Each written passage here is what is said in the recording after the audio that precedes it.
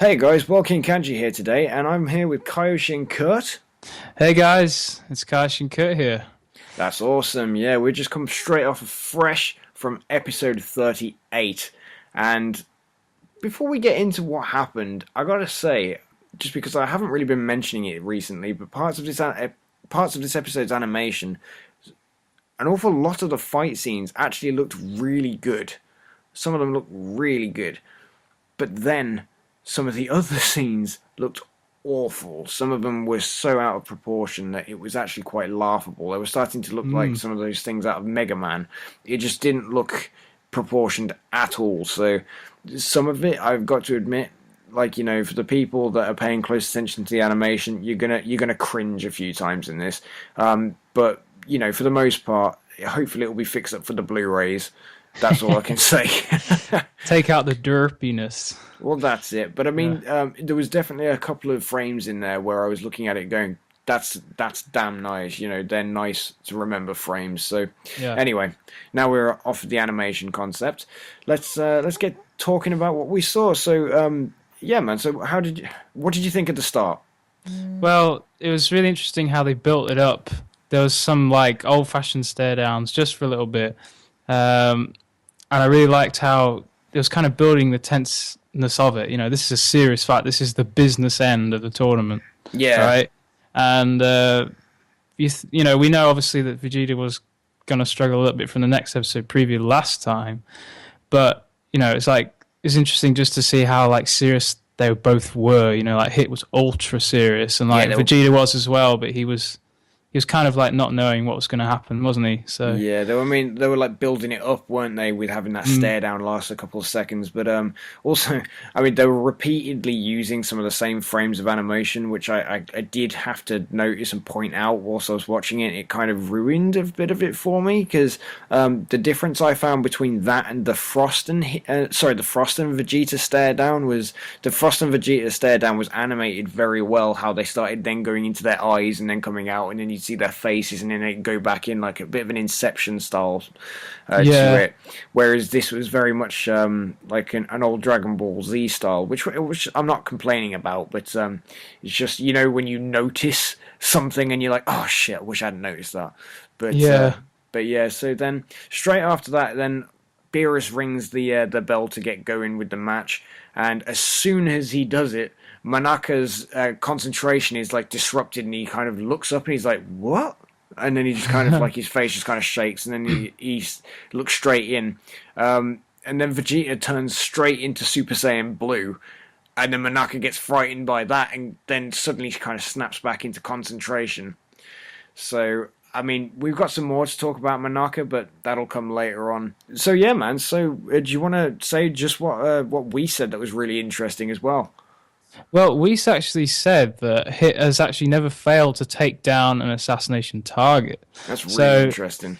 so when you look at this, it's like, oh gosh, is Vegeta going to be the next prey? And it does certainly seems like it, doesn't it? I mean, it's one of those things, really. I mean, you'd assume because they're building him up to be the next bad guy, or they're building him up to be this really, tough guy in this tournament, that they're not going to make him look like a weakling. So they're probably never going to go, oh yeah, Hit's always failed to take down his target, so he's never actually successfully been a hitman before.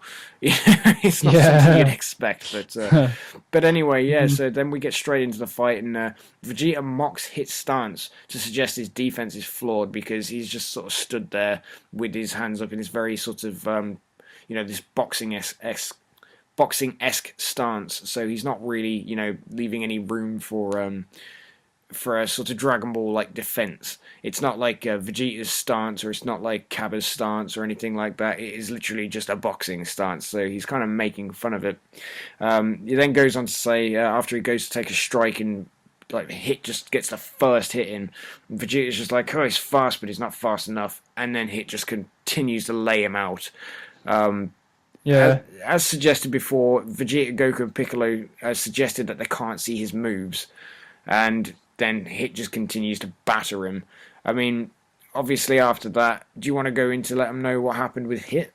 Well, I just wanted to quickly say about the way that when Vegeta would actually go to hit, I didn't like how it would just cut the like the frame straight to when Hit would then counter it quickly. Wasn't very seamless. It was just like kind of like a bit jarring how he just kind Yeah. of go straight into it. And it was kind of like, oh, hang on, what just happened there? I couldn't actually like see it. Maybe that's the whole like effect. It was just so fast you can't see Yeah, it. But I you know, think, to be perfectly honest with you, I hate to say it, but I think it's actually a bit of a lazy animation thing, so they can turn around and say afterwards, "Oh yeah, you're not supposed to be able to see it. It's supposed to be that fast." Um, and I hate to say it, but Dragon Ball Z was guilty of this as well when they were trying to perceive something as being so fast that they would just draw a couple of lines on the screen, bouncing into each other and crashing. It's effective, but they used to do it because they were trying to save time. yeah, absolutely. I don't know. Just really got to me in this one. But Yeah, anyways, the next thing was Hit actually tells Vegeta to surrender.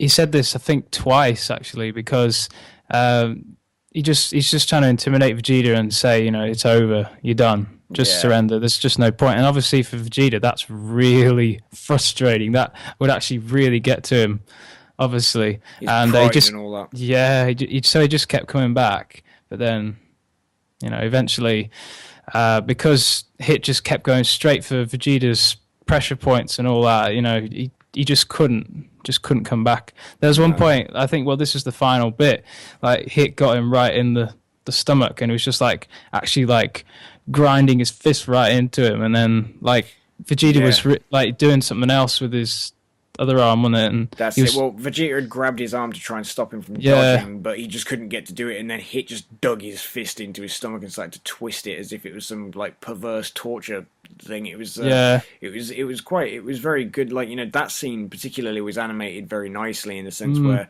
they were showing all these different effects in Vegeta's face and everything. It was very well done. It was just too much in the end, wasn't it? That was it. That was it. And then Hit just lays Vegeta out. And then he looks at the ref and goes, "I can't kill him, can I?" And the ref was like, "No." And he goes, "So what should I do now?" And he goes, "Well, you're the winner." And then he announces Hit as the winner. And then everyone's just a bit sort of like, whoa, because that fight was so one-sided. Oh, yeah. So one-sided. Vegeta didn't actually hit him except for when he grabbed his arm. Yeah, I'm so glad they didn't actually drag it out, because they could have done for the whole episode.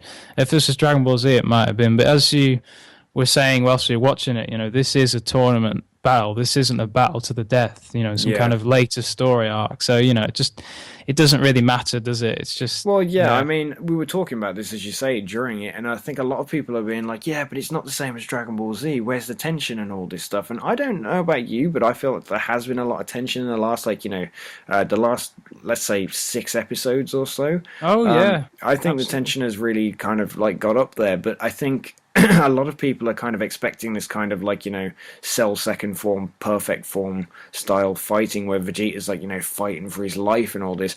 But that's not what they're doing in this situation. That may happen in a later arc of, well, part of this arc, but for now, it's not going to happen. This is literally a tournament. This is sport for the planet. This is just for a prize. And, you know, Vegeta and Goku, they've got their teachers around them who are much stronger than them. You know, there's no there's no real need for it to get like that. So I understand some people being upset about it, but it's just not. We're not at that point yet. So, you know. But anyway, straight after that, I digress. Goku tells Krillin to go and give Vegeta a Senzu Bean. So for a couple of people suggesting there weren't Senzu Beans in the tournament and stuff, this just goes to show that they obviously do have a few. I was saying that they should have been sneaking them between battles. Yeah. Yeah. Just, come over here. Come over here. We got him. We got him. Yeah, very much so. Just hide them from Vados somehow as well. But then, yeah, so then we go and see the Galactic King actually make some sort of statement that wasn't just him sat there doing nothing. He actually made some sort of development as some reason for him being there, but he's heard of his time skip skill. So because of that kind of confirms a lot of the rumors that were going around before about Hit possibly skipping time, and this correlates with the leaked episode titles, but we won't go into that because I don't want to spoil that. Yeah. But anyway, so you know, this is one of those things. And Bulma, as you'd expect after hearing this time skip skill thing get introduced, suggests that Jacko should arrest them, but they both just ignore it I don't know why, but they just choose to ignore it. I think it's probably because they fear for their lives.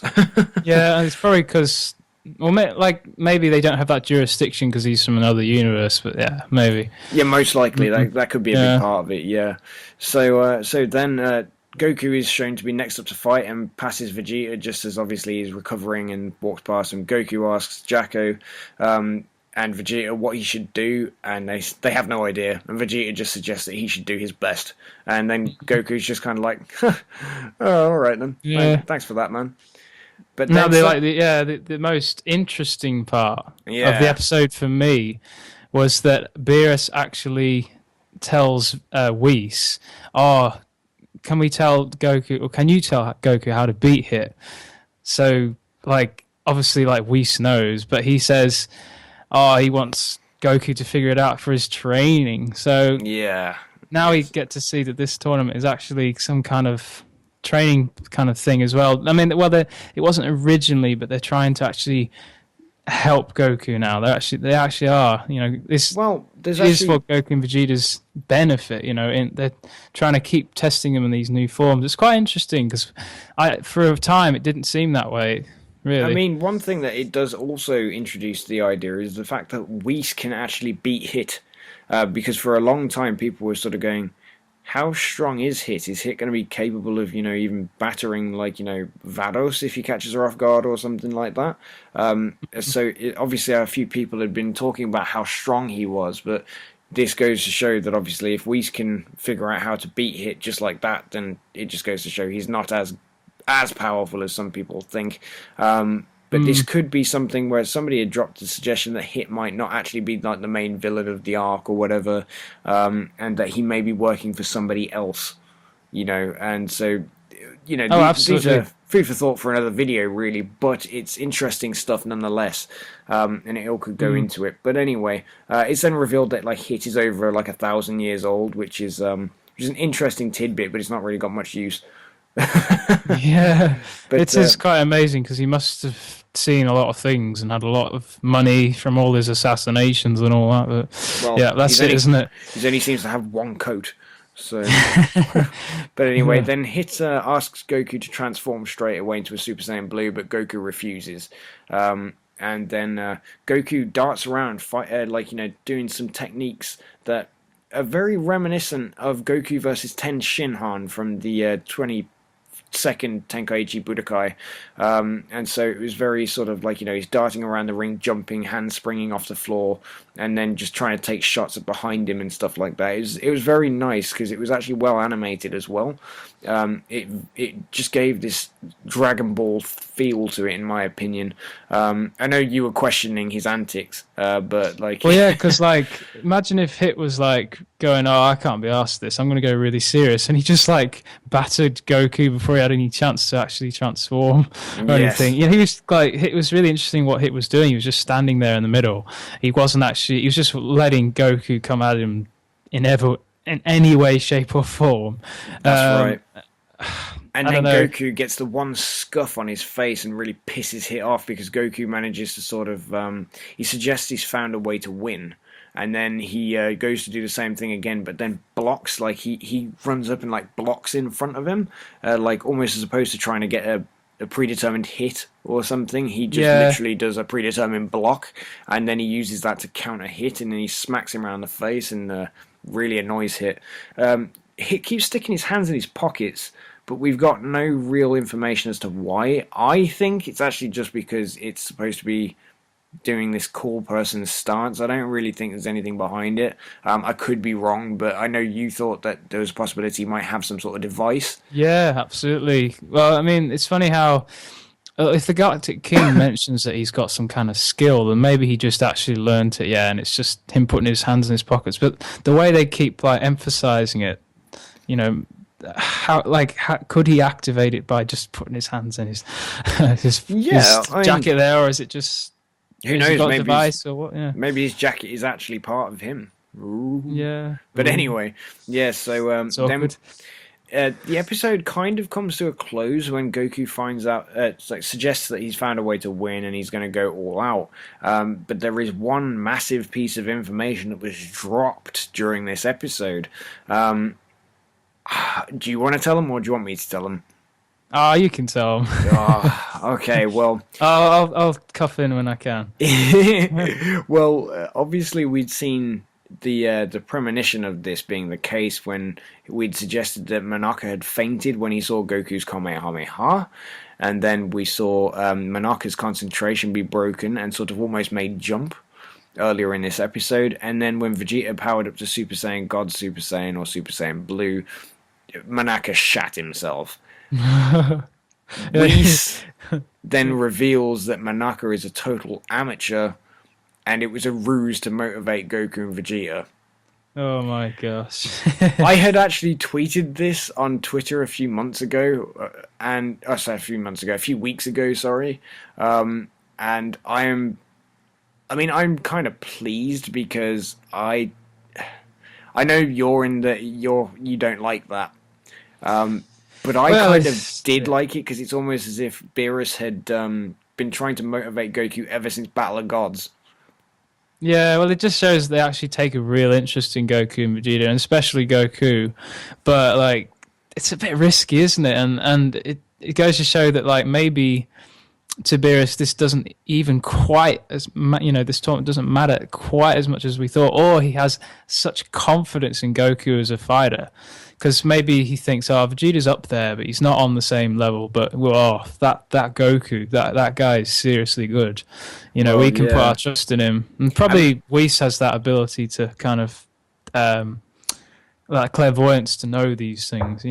Yeah, I mean, one thing I really liked about it particularly was after they had revealed that, and then the camera panned to Piccolo's face, and it was very reminiscent of a sort of a Cell game style thing where Goku's kind of like, nah.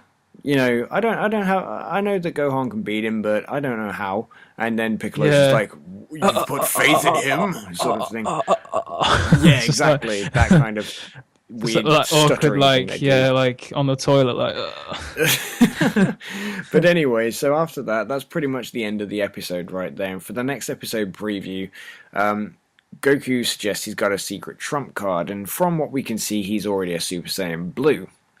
Now, I'm gonna say to anybody who doesn't want to know any spoilers for future episodes or anything like that, then thank you for watching the review, and I really appreciate it. Go check out Kaioshin Curt and subscribe for more. Yeah. Cheers, guys. But if you're interested in knowing what this potential secret trump card is, then we're about to talk about it. So I'm just going to give you a couple seconds, and we'll talk about it. So, one of the leaked titles had suggested that Kaioken was going to make a return. And we had been talking about this previously as well, because obviously there's that filler scene in the Otherworld martial arts tournament where Goku goes Super Kaioken. Of course, that's non-existent.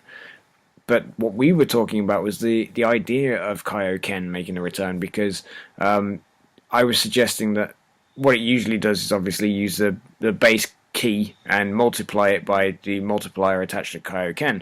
So if he's in God key form, so if he's like Saiyan beyond God and he activates it, what's it multiplying? Is it going to multiply his God key? Does that work, or would it multiply nothing? Because if he can't be sensed by everybody else, then what key is it multiplying? So I was interested by this, but anyway. So if he's possibly going to do it as Super Saiyan God Super Saiyan, it does really imply that he should be able to do it as a regular Super Saiyan. So this could really rip apart everything that we know about Kaioken.